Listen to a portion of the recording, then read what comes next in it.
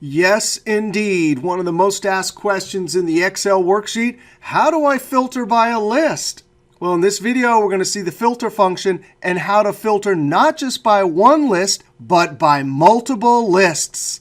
And guess what? This is Excel Magic Trick 1799.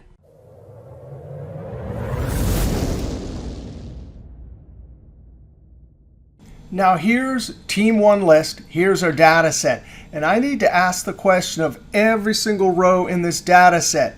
Is the sales rep over in Team 1 list? Now we're going to use the filter function, but in order to use the filter function right here to filter this table, I need a column of trues and falses all the way down. This should be a true. Kenny should be a true, but Oppie should not. Anytime you're comparing two lists, the perfect function is XMATCH.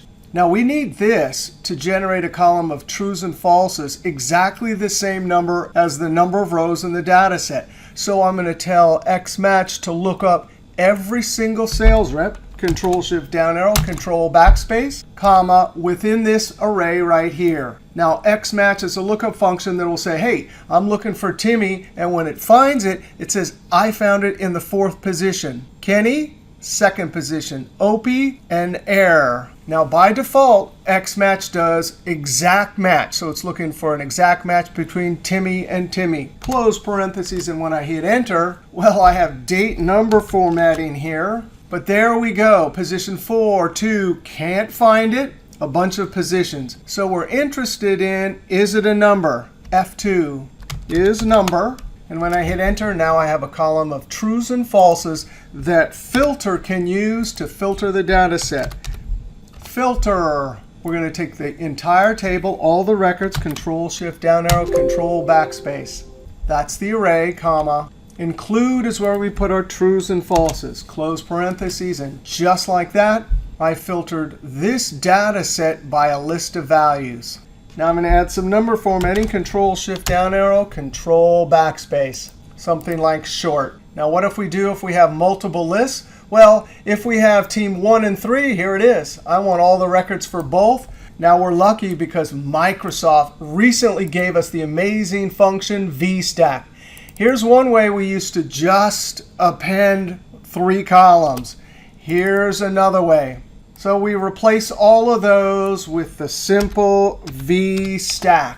We can put arrays from anywhere. So I'm going to say Team 1, comma, Team 3, close. And when I hit Enter, there's the list.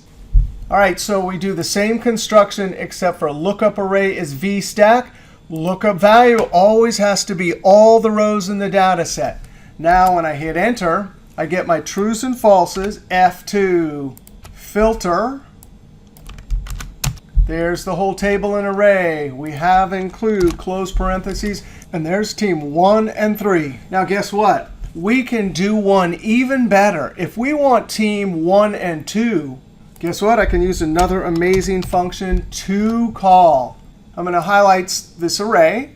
And in the second argument, comma, I use a 1 to ignore empty cells. Close parentheses and Enter. The difference, of course, is if the lists are right next to each other, this is probably easier.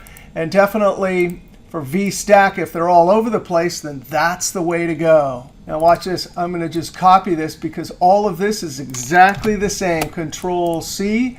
Right at the beginning, Control-V. TOCOL and look up array of match, close, close, close. And when I hit Enter, now I have Team 1 and 2. Man, Microsoft has just given us so many amazing functions. TOCOL. And really, VSTACK is the one because we can pull ranges and stack them up vertically from anywhere. All right, if you like that video, click that thumbs up, leave a comment, and subscribe, because there's always lots more videos to come from Excel is Fun. All right, we'll see you next video.